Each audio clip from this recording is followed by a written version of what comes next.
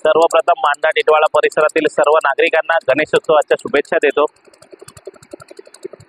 आपण कल्याण डोंबिवली महानगरपालिकेकडे पाठपुरावा केला आणि आमदार श्री विश्वनाथ भोईर, कल्याण शिवसेना प्रमुख शहर प्रमुख रवी पाटील यांच्या मार्गदर्शनाखाली आपण इथे टिटवाळा महोत्सव जिथे होतो मिश्रा कंपाऊंड त्या मैदानात आपण एक कृत्रिम तलाव, हे पहिल्यांदाच एक कृत्रिम तलाव आपण निर्मिती करतोय।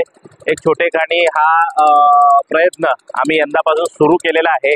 त्याला रिस्पॉन्स कसा मिळतो, प्रतिसाद कसा मिळतो, कारण की काय होतंय मांडा टिटवाळा परिसरात दोनच ठिकाणी विसर्जन होतात।